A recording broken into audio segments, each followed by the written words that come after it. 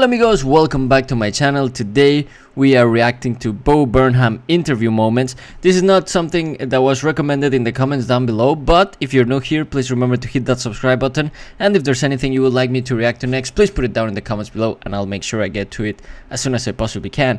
In one of my previous videos I did say I wanted to watch Burnham in interviews because I'm interested in his personality outside of all this performance.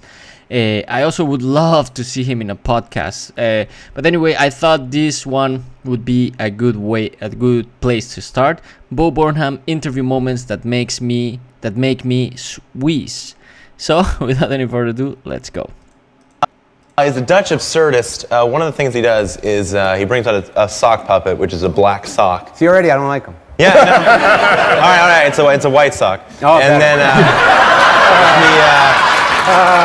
Wait, he came up with that on the spot? he's a Dutch absurdist. One of the things I think he's talking about Socko from the song, what's the name of the song? How the World Works. he does is he brings out a sock He puppet, said, which is it's a black sock. This guy says, already I don't like them. I don't like him. I don't know for what reason, but then he said, right, it's white. the black That was sock. funny. See, already I don't like him. Yeah, no.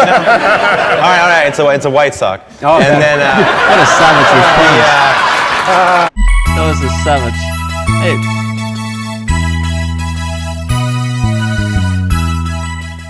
You did a show recently with and Justin Bieber and Selena Hey, I've seen this one before. Gomez were in the audience. Is that By the way, shout out to Meg, the librarian, who sent me the link to this particular interview where Burnham explains that Justin Bieber was actually in the audience when he was singing Repeat Stuff, which basically talks about the cycle of how pop artists make girls feel bad about themselves, but then they make them feel good about themselves in the song, then bad about themselves in the magazines, and what other stuff? Yeah, vague songs, etc. is that right? Yeah, I didn't know that they were there. I didn't know he knew my stuff. I didn't know Bieber personally.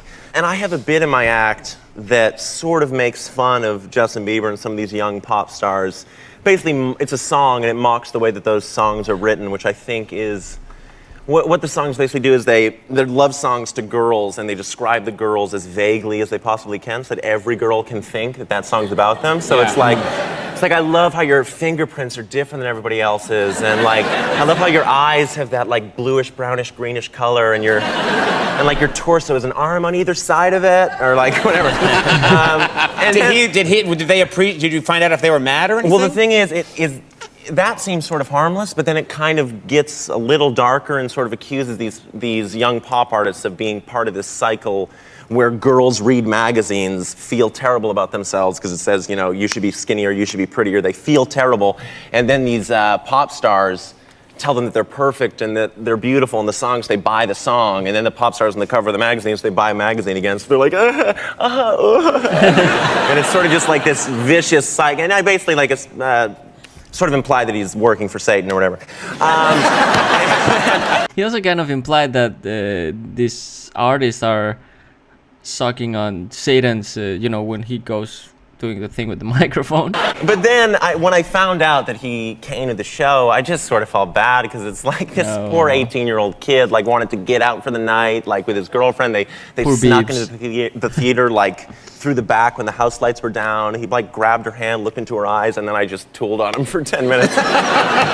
He shouldn't be able to talk before him. Yeah, That's true. Fair point. I am. Fair Yeah, point. I'm of the younger generation, so I just wonder for all of you, who are you? All right, now you can talk. And the girl who plays the girl in the movie is fantastic. Yeah. She is just great.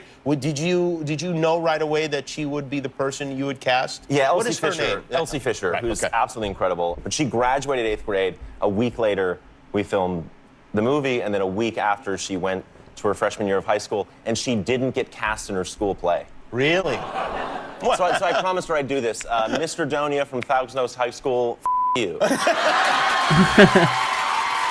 Oh, he's gonna get her in trouble. advice? You must have a lot of young people that say, Bo, how do I get into the business? How do I accomplish what you've accomplished? What's Yeah. your advice for young people? I'd say, well, You gotta just take a deep breath and give up.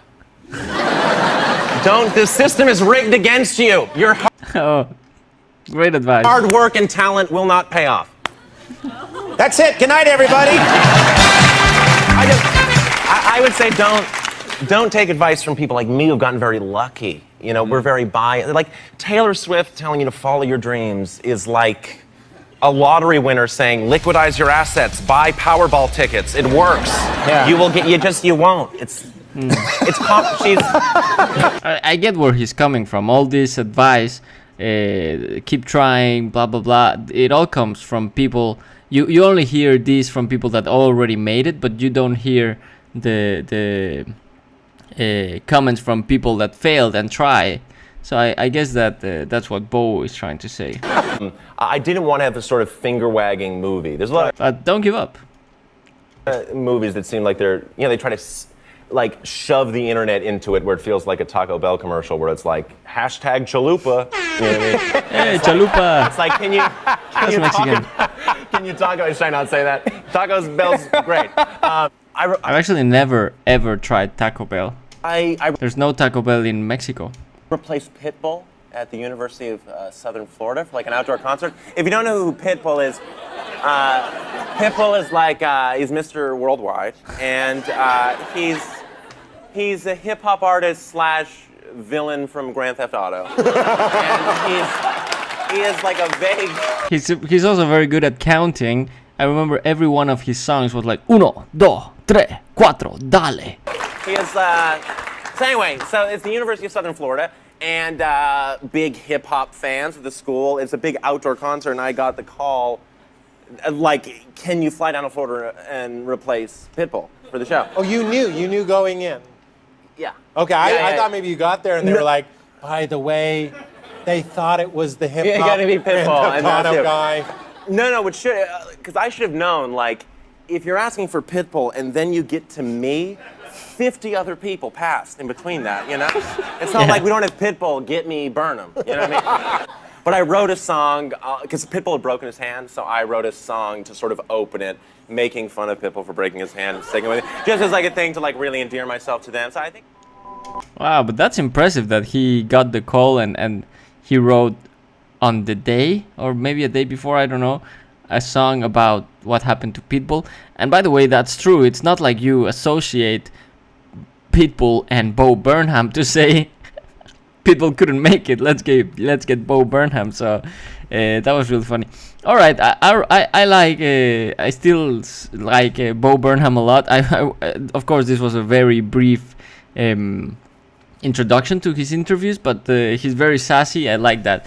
But anyway, I guess that's it for today's video. If there's anything you would like me to react to next, please put it down in the comments below, and I'll make sure I get to it as soon as I possibly can. But without any further ado, thank you so much for watching, thank you for subscribing, and I will see you next time.